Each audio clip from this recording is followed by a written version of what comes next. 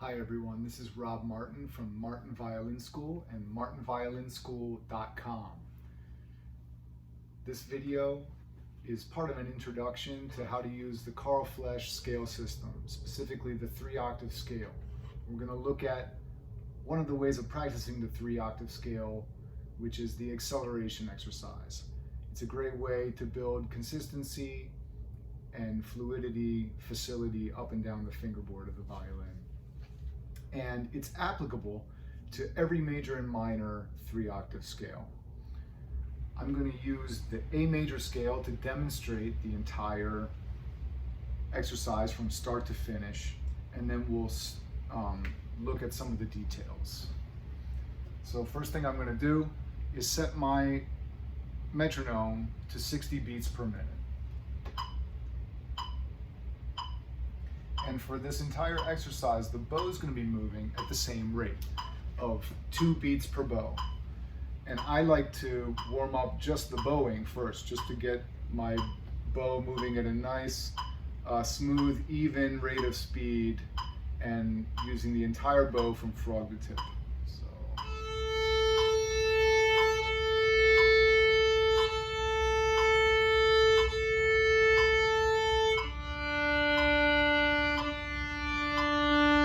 You can do that on all strings just to warm up. So here we go. I'll just play the exercise through and then we'll talk about it.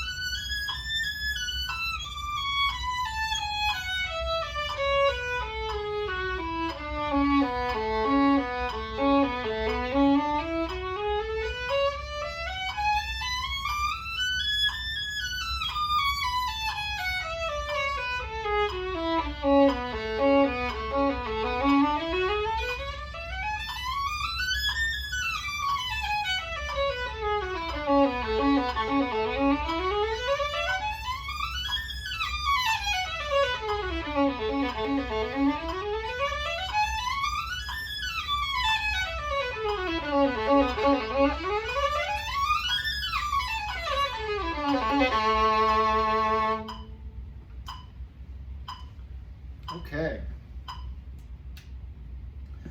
So, the first detail of this exercise, you may have noticed, is the turnaround at the bottom of the scale.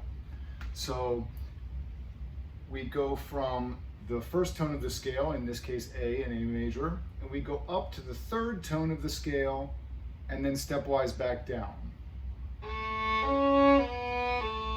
And then up the scale. And on the way down, same thing. What that does is it adds 6 notes to the entirety of the scale, which gives us a nice even 48 note exercise. And that allows us to do all the different rhythmic variations of the scale that you just heard. We can divide 48 into 2, 3, 4, 6, 8, 12, 16, and 24. And that happens with the bow always moving at that same rate of 2 beats per bow. So let's talk about vibrato in this exercise. For the first few groupings, 2, 3, 4, maybe 6, maybe 8, vibrato on every note. Nice smooth transfer of the vibrato from finger to finger, all the way up and down, continuously through the scale. As we get faster, not necessary to try to vibrate on every note, of course. Now let's talk about the grouping of 3. The grouping of 3 can be tricky for some students at first, because you have to stretch that group of 3 notes evenly over 2 beats. And this is accomplished by subdividing the beat into triplets internally as you play. So if I were to subdivide this beat into triplets, it would sound ba ba ba ba ba ba ba ba ba ba. And then in order to play 3 against 2, we have to give each note of that 3-note grouping 2 of those triplet subdivisions. So it's ba ba ba ba ba ba ba ba ba ba ba ba ba. So then we get this rhythm of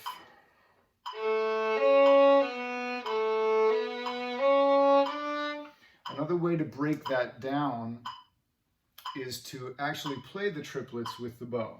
So first on an open string, if I play these triplets, it'll sound like this. So then if I were to play the scale in that manner, it would sound like this.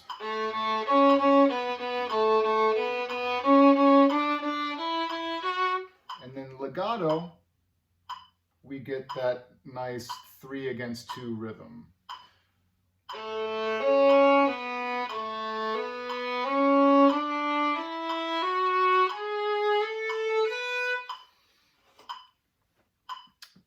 Okay, now let's talk about the 16-note grouping. You may have noticed that I played the 16-note grouping twice. That's because 16 into 48 is 3, and that gives us an odd number of bows for the exercise. So we play it twice in order to come back to a down bow at the bottom of the scale to go on to the next grouping.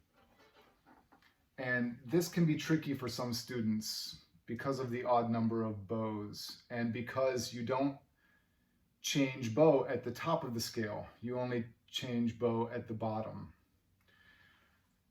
It's helpful to know that on the way up and on the way down, you're going to be changing bow on the same note, which is the 7th tone of the scale in the 2nd octave, which in this case is your G sharp.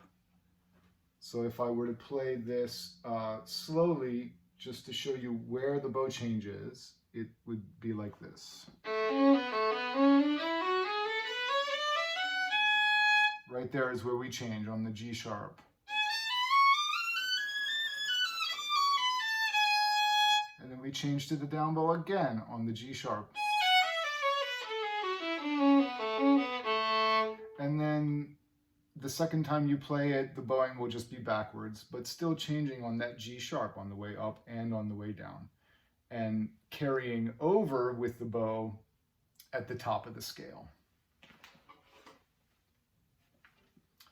And then on the last 24-note grouping, just let it rip, play as fast as you can. If you can't quite play that fast yet, there are some ways to work up to it that maybe we'll look at in another video. So thank you so much for watching. like and subscribe, post your comments, questions, critiques below. And if you'd like more information or to schedule a free trial lesson, either in person or online, please visit us at martinviolinschool.com. Happy practicing!